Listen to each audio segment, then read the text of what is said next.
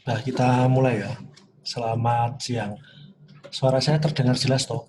Bisa komentar di chat biar saya bisa ngecek suaraku udah masuk belum. Suaraku udah masuk belum?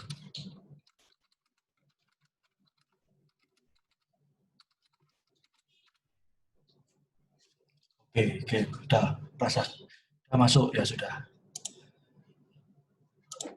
Oke, saya lanjutkan. Eh, karena ini pertemuan kita terakhir di KD Dimensi 3. Nah, untuk setiap KD terakhir, untuk setiap pertemuan terakhir di dalam KD, kita nanti pakai Zoom. Tujuannya apa? Tidak di depan, kalau di depan kan materinya belum dapat, kalau di akhir kan materinya sudah dapat. Jadi nanti materinya sudah dapat, kita tinggal ngomongkan beberapa hal saja. Jadi tidak perlu lama-lama, paling sekitar 30 sampai 40 menit. Kira-kira begitu. Nah, terus yang perlu kita evaluasi dari pembelajaran saya terutama matematika umum itu nanti kita pakai Google Classroom ya. Yang kita lakukan tiga. Yang pertama itu kita absensi, presensi itu yang sudah ada di link itu tinggal milih tanggalnya semuanya di situ. Usahakan presensinya itu sebelum pembelajaran kamu udah mulai presensi atau pas pembelajaran mulai tidak apa-apa. Jadi presensi dulu. Terus kemudian pelajari materi yang diberikan baik dalam PPT maupun video yang ada di YouTube atau video pembelajaran itu silakan dipelajari dan dikerjakan latihan soalnya itu sudah saya set bahwa tiga itu selesai dalam waktu 1,5 jam pelajaran saya, jadi tidak perlu ganggu pelajaran yang lain. Jadi cukup untuk absensi, kemudian PPT-nya poin-poinnya sudah saya bagikan, terus kemudian untuk video dari YouTube sudah saya pilih yang menurut saya paling bagus, gampang dipahami dan latihan soalnya. Jadi usahakan itu dipahami semuanya dan usahakan itu dikerjakan dulu, dipelajari dulu di videonya maupun PPT-nya baru dikerjakan. Jangan lihat sambil mengerjakan, nanti fokusnya buyar. Dan misalkan pekerjaannya itu telat kira-kira 5 menit sampai 15 menit atau bahkan 30 menit, is oke, tidak masalah. Jadi jangan sampai, tapi ya telatnya jangan sampai besok atau telat 5 jam itu ya kebangetan. Gitu ya. Jadi telatnya ya kira-kira misalkan 5 menit, 10 menit saya masih maklumi. Itu. Terus kemudian tentang ini kita bahas dulu tentang yang kemarin udah kita pelajari.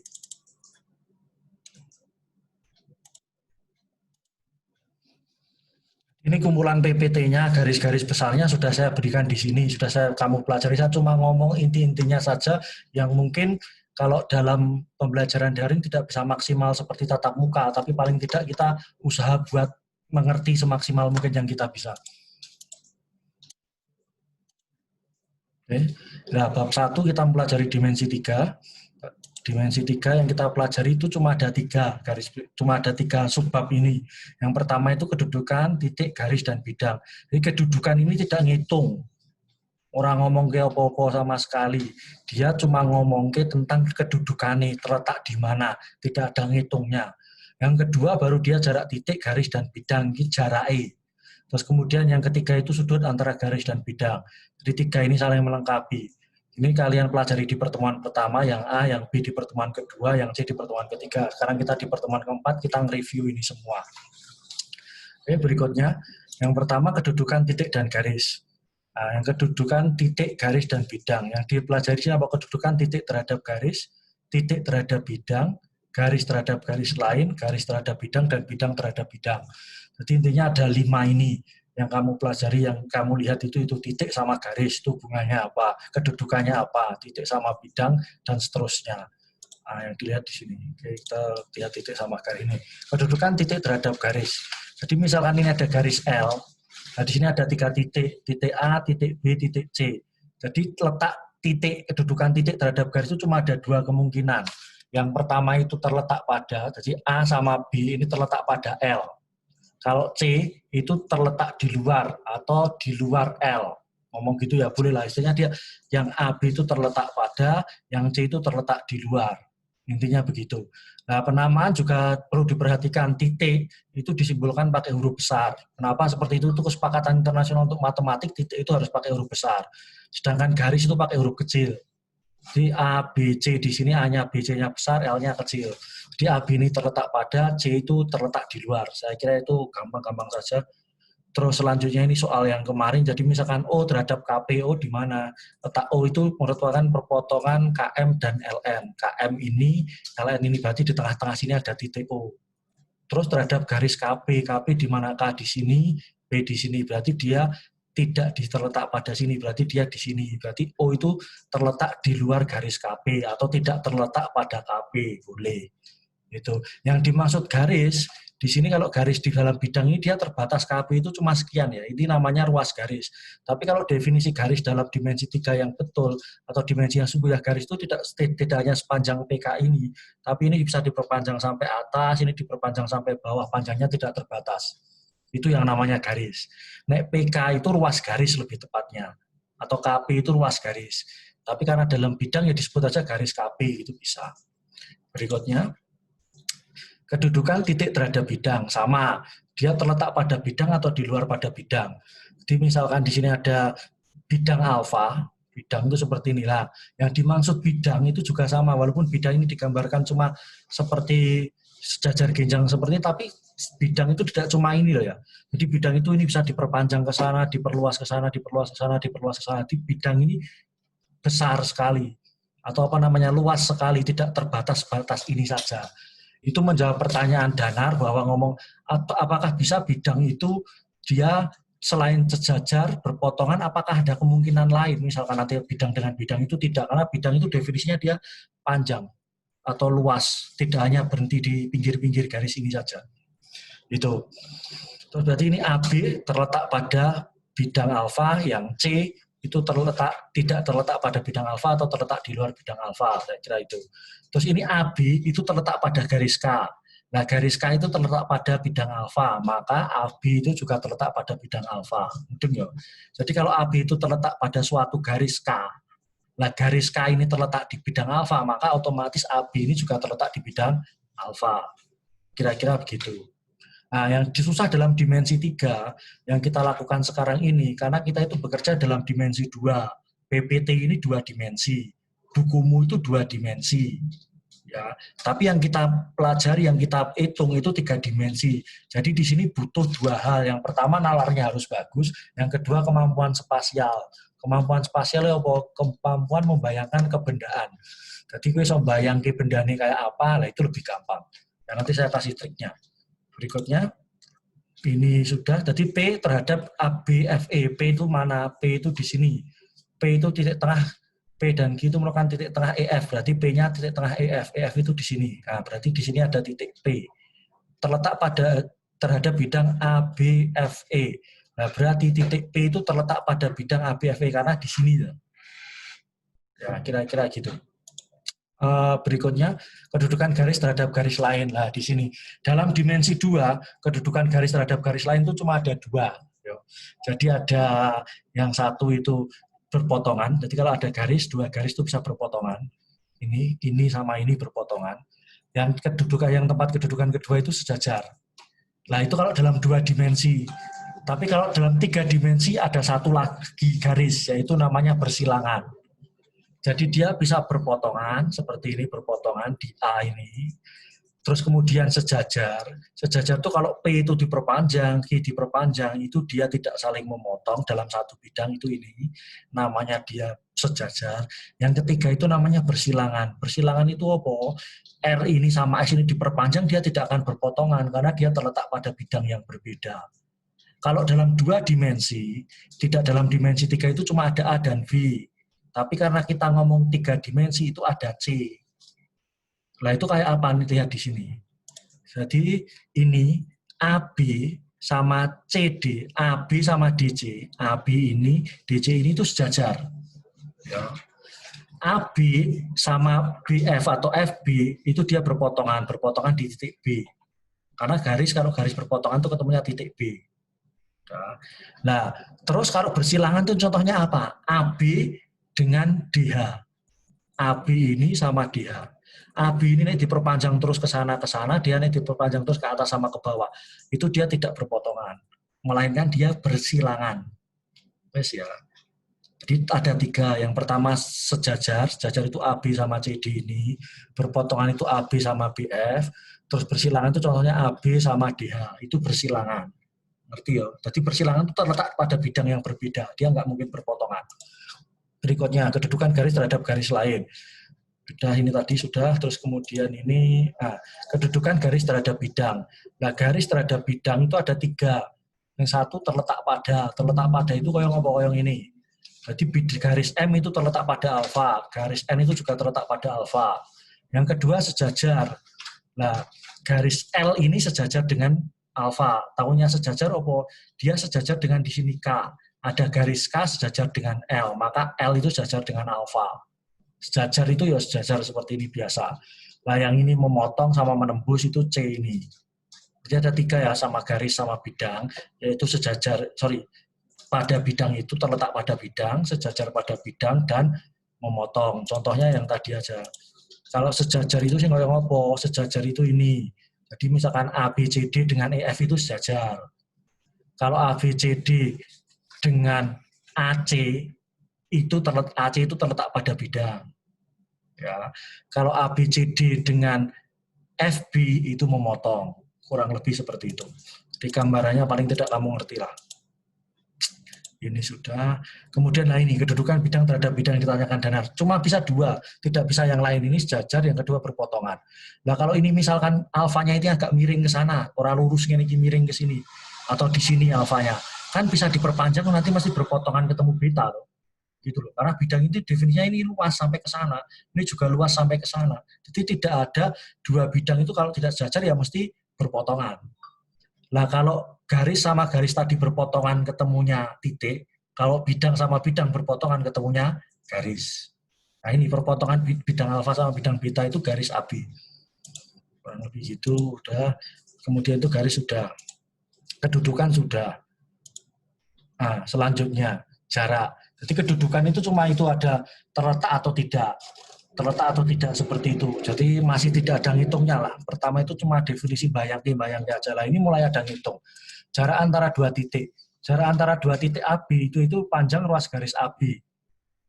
Jadi yang dimaksud jarak di sini yang perlu dipegangan buat kalian, jarak itu apa toh? Misalkan jarak Wonogiri ke Solo itu 35 km. Kok iso 35? Padahal nek kamu lewat Sukoharjo bener 35. Tapi kalau kamu lewat Ponorogo mungkin iso 60 kilo bahkan 100 kilo. Pemenang kowe nek lewat Jakarta sih lagi tekan Solo lah mungkin iso 200-an kilo. Nah, kenapa kok jaraknya 35 kilo? Ya karena jarak itu dia definisinya adalah lintasan terpendek yang ditempuh. Jadi di sini ke Solo itu lintasan terpendeknya 35 kilo. Walaupun di sini ke Solo itu bisa 40 kilo, bisa 60 kilo, nggak dihitung. Yang dihitung itu lintasan terpendek. Jadi jarak AB itu jarak terpendek, lintasan terpendek yang ditempuh A sama B. Jadi apa ya iki lurus iki. Kan sebenarnya ini bisa ke sini, muter sih ke sana. Atau ini ke atas gini lagi ke sini. Tapi mesti ini lebih pendek. Gitu ya. Jadi kalau jarak itu ya seperti ini. Nah, konsepnya itu nanti dipakai di berikutnya ini. Misalkan jarak antara titik dan garis ini yang jadi pedoman. Ini digunakan untuk jarak-jarak semuanya itu ini. Diperhatikan baik-baik.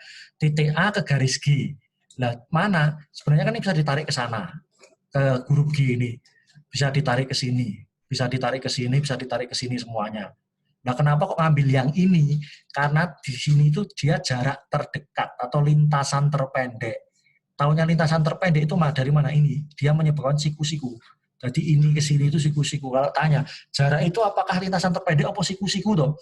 Itu sama. Karena dia lintasan terpendek, otomatis dia siku-siku. Mudeng ya. Jadi proyeksinya ke garisnya itu mesti siku-siku. Itu udah terpendek. Jadi podo wae kalau kamu ambil siku-siku itu mesti terpendek, kalau terpendek itu mesti siku-siku. Jadi itu 2 hal yang jika dan hanya jika saling melengkapi lah istilahnya. Ngono ya. Jadi jaraknya ini titik ke garis itu titik proyeksikan ke sini tegak lurus lah ketemu di sini titik B lah. Jaraknya apa ya? Ruas garis AB ini. Podo juga untuk ke berikutnya. Jarak antara titik dan bidang. Caranya podo mau titik A di sini, bidang alfa di sini, ambil garis di bidang alfa. Saksai. Terus titik A ini proyeksikan ke bawah. Proyeksikan ke bidangnya lah ketemu. Di sini titik B. Jadi dia paling tidak dia tegak lurus dengan 2 garis di sini. Jadi intinya konsepnya itu sama titik ke garis. Jadi titik ditarik tegak lurus ke garis. Kalau bidang berarti titiknya ini tegak lurus ke 2 garis pada bidang itu minimal. Wes ya. Kalau dia tegak lurus sama bidang ini, A ini tegak lurus sama bidang ini, berarti dia akan tegak lurus dengan semua garis yang ada di bidang ini yang melalui B. Kira-kira gitu, kamu ngambil garis di sini, dari sini ke sini melalui B, ya mesti tegak lurus juga dengan AB. Jadi jaraknya itu terpendek, tidak ini A dari sini terus mojok ke sini, atau ini ke sini, tidak, tapi mesti tegak lurus ke bidang. Nah yang jadi susah, bayangkan tegak lurus itu ini gampang, karena gambarnya cetok. Tapi waktu disoal kan susah. Kan rakitok atau dia tegak lurus atau tidak, lah itu mainnya feeling di situ, mainnya kemampuan spasial, bayangkannya di situ. Jarak antara dua garis sejajar, prinsipnya sama. Ambil satu titik di garis G, proyeksikan ke garis H, ketemu B. Nah ini panjang ruas garis AB. Podo toh? Jadi pakai konsepnya titik ke garis juga. Pak, kalau saya balik, saya ngambilnya titik tidak di G dulu, tapi saya ngambilnya titik di H dulu, boleh-boleh. Enggak ngaruh. Ngerti ya? Boleh dibulak-balik. Pokoknya kamu ambil satu titik, proyeksikan ke garis yang lain.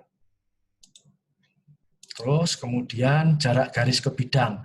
Podo, garis G sama bidang alfa. Jaraknya apa? Ambil titik di garis G, katakanlah titik A, proyeksikan ke, tegak luruskan ke bidang alfa, ketemu di sini titik B, makanya panjangnya, jarak garis G ke bidang alfa, yaitu ini, panjang ruas garis AB. Konsepnya pakai titik ke garis lagi. Jadi titik ke garis itu digunakan untuk ngitung hampir semua jarak, kecuali titik ke titik ya. Titik ke titik rasa garis. Sudah ketulas garisnya itu panjangnya. Tuh, jadi kira-kira ini jaraknya, tentang jarak.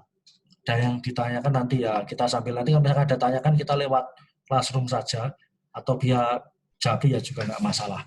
Tuh, jadi jaraknya itu konsep yang kita pegang, itu dia merupakan dari titik ke garis. Terus yang terakhir sudut. Sudut antara dua garis. Ini saya ingatkan lagi, saya waktu yang kelas 10 saya ajar mungkin masih ingat. Sudut itu apa? Sudut itu dia merupakan daerah, ini sudut ya, daerah yang dibentuk oleh dua garis yang berpotongan. Dua garis yang berpotongan. Kalau dua garisnya tidak berpotongan, apa iso ketemu sudut? Tidak ya. Jadi sudut itu daerahnya ini, sing jerone bukan isi kile, bukan, tapi dalamnya. Nah ini contoh. Dua garis berpotongan, nenek garis G, garis H, berpotongan di B, maka dia bisa dicari sudutnya. Sudutnya sing dia sing iki. A, B, B atau B, P, A, ini sudutnya. Nah, itu juga konsep ini digunakan untuk yang lain juga. Nah, sudut antara dua garis yang bersilangan. Saya katakan tadi, sudut itu apa? Daerah yang dibentuk oleh dua garis yang berpotongan. Nek bersilangan tadi berpotongan enggak? Tidak kan ya? Maka dia harus diproyeksikan salah satunya supaya dia bisa berpotongan. Contohnya ini, garis G ini gini, garis K di sini, ini diperpanjang K ke sana, G ke sana, itu enggak berpotongan ya. Ini G-nya itu agak di belakang gitu loh. Kayak dimensi 3 ini agak ke belakang gitu. Jadi G-nya itu enggak berpotongan, atas bawah, K-nya juga enggak berpotongan. Nah, terus ini enggak berpotongan, apa bisa dicari sudutnya? Tidak bisa. Maka caranya kita harus buat itu berpotongan, P diproyeksikan. K ini kita proyeksikan ke sana, jadi ke absen. G nenek perpotongan ini sama garis G. Ngerti ya? Apa harus kayak yang digeser, apa gini sih digeser nggak boleh, terserah. Dalam contoh ini, dalam kasus ini K ini yang digeser. Kalau kamu geser gini boleh. Dan ini digeser, ketemu di sini. Sudutnya yang mana ini? Dua garis berpotongan, ada daerah yang dibentuk lah ini sudutnya. CPD. Kira-kira gitu. Nah ini, ditonton yang gini. Nah, sudut itu misalkan ini, AB sama BC, AB sama BC, ini sudutnya itu berapa? Karena dia balok, ini sudutnya 90 derajat ya. Pak, itu kok kayaknya lebih dari 90 derajat di gambar itulah. Itu susahnya. Karena kita gambar ini di dimensi 2, yang kita hitung dimensi 3, maka kita harus bisa bayangkan ini tuh sebenarnya siku-siku. Juga sama, sudut antara BC sama CD. Ini kan ini 90, jadi sudut BCD itu kan 90 derajat juga tuh ya. Walaupun di sini terlihat gurkoyone sekitar ya 45 derajat atau 30 derajat lah. Tapi ini aslinya kan 90 derajat. Maka kemampuan bayangke, kemampuan spasial itu penting. Wes. Juga sama misalkan ini. Sudut yang dibentuk antara garis AB dan garis CH. AB ning kene, CH ning kene. Berpotongan enggak? Enggak. Dia bersilangan. Terus B digeser. AB ini bisa mbok geser ke sana, mbok proyeksikan ke CD, atau CH-nya mbok proyeksikan ke BE. Dua-duanya boleh. Saran saya, kalau kamu proyeksikan tuh ke yang gampang, jadi ojo AB mbok pindah ning CD ning buri, tapi CD yang digeser ke, CH yang digeser ke BE. Jadi kan sudutnya ketok ning ngarep gini. Mudeng ya? Ojo sing ning mburi, pilih sing ning ngarep. Terus cara untuk mudah mengerjakan dimensi 3, beberapa sudah ada yang mengerjakan gitu. Jadi ini, kamu gambar ning gini, AB ini, CH ini, CH mau proyeksikan ke depan, ketemu ABE ning gini kan ya. Gambar ini dalam dimensi 2 di kanannya. Kenapa kok digambar di dimensi 2? Kita lebih gampang bayangkan dia sudah di dimensi 2. Jadi kita gambar bidang ABFE ning gini, digambar meneh ABFE ning gini. Ngerti ya? Tujuannya mempermudah kita untuk melihat kaya ngopo bendane itu. Saran saya begitu. Terus sudut antara garis dan bidang. Sudut tadi antara garis dan garis. Lagi garis harus bidang. Berarti apa? Kita milih garis ning bidang. Ini ya, ini diproyeksikan ke bidang. Terus ketemu sini. Berarti kan ini garis G sama G absen. G absen itu garis G yang diproyeksikan ke bidang alfa. Ketemu nih. Proyeksi itu apa toh? Proyeksi itu bayangane. Pergeserane. Diketemu ini sudutnya. Nah, jadi kan dia sudah antara garis sama garis lagi. Nah, ketemu ini sudutnya. Berikutnya, sudut antara dua buah bidang. Podo, dua buah bidang. Berarti kan ini nggak ada garisnya. Buat dulu garisnya. Ini ada GT, terus di sini ada T-Q1. Q itu diproyeksikan ke sini ketemu Q1, terus kemudian sudutnya ya ini, Q-T-Q1. Jadi jadikan garis. Nah ini kan bidang-bidang. Kita kan nanti ambil garis di sini oleh. Pak, apa harus di tengah-tengah? Enggak, di sini pun boleh. Di ujung sini sama ujung sini boleh. Di ujung sini sama ujung sini boleh. Yang penting garis di sini sama di sini itu berpotongan. Sampai itu. Kurang lebih begitu. Sudah. Jadi yang saya review sebentar. Yang kita pelajari itu kedudukan itu nggak ngitung. Cuma menentukan di luar, di dalam, berpotongan, bersilangan, dan sebagainya. Jarak kita mulai ngitung. Jarak itu diingat-ingat lintasan terpendek. Konsepnya pakai titik ke garis. Sudut itu intinya garis sama garis. Berarti kalau tidak garis sama garis, cari dulu garis sama garisnya. Udah ya. Kira-kira ngitungnya seperti itu. Terus kalau dimensi 3 kita susah, kita buat sketsa di dimensi 3, rasa apa-apa, rapopo, geser gambar lagi ke dimensi 2. Tujuannya apa? Memudahkan kita untuk mendapat gambaran, mudahkan kita untuk ngitung. Kira-kira itu. Jadi kira-kira materi dimensi 3 seperti itu. Ini walaupun kita tatap muka, dimensi 3 itu tetap materi yang agak susah karena kita harus bayangkan dan juga ngitung. Jadi kemampuan ngitung, kemampuan spasial sama logika itu harus gabung jadi satu.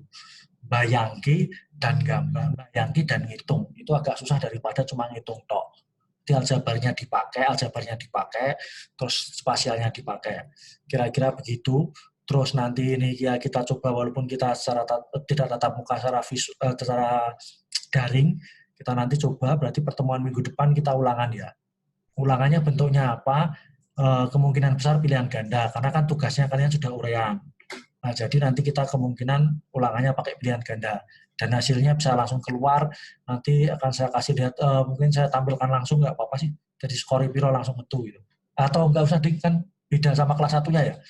Beda sama kelas satunya harinya mungkin kan soalnya 1-2 kan mungkin ada yang sama mungkin ya kan mirip-mirip soalnya matematika itu. Jadi ya nanti akhir-akhir lah, nanti sekitar Minggu atau Senin saya share nilainya berapa. Gitu ya. Jadi kita pakai pilihan ganda, terus ulangannya minggu depan, terus seperti jamnya seperti biasanya, terus hal yang saya perlu ingatkan kalau pembelajaran presensi dulu, terus kemudian kerjakan tugasnya dengan baik. Dengan pelajari materinya, yang hal yang belum jelas silahkan ditanyakan di Google Classroom, baik di forum itu, tujuannya apa, supaya teman-teman semua bisa lihat. Tapi nek di forum Pekewo, kamu mau japri, oke, saya nggak masalah, tapi juga saya akan jawab sebisa dan semampu saya. Karena kan kalau di WA kan juga cuma ketikan ya, jadi susah. Gitu. Jadi kita usaha sebaik-baiknya bareng-bareng. Jadi karena kamu ini ya nanti kita materi kalau bisa nanti pas tatap muka, kalau bisa tatap muka kita ulangi dengan cepat. Jadi nanti kalau materinya sudah selesai juga tidak masalah. Kan kalian nanti belum jelas toh, PUN yurung jelas, AKM yurung jelas, SBMPTN yurung jelas, kan buh aturane angkatanmu piye. Nah, itu nanti kalau materi sudah selesai kita pelajari buat SBMPTN nggak masalah. Kita bahas soal matematika UM UGM SIMAK UI nggak masalah. Gitu ya. Kurang lebih gitu. pembelajaran kita cukup hari ini. Monggo silakan berakhir pekan. Selamat siang.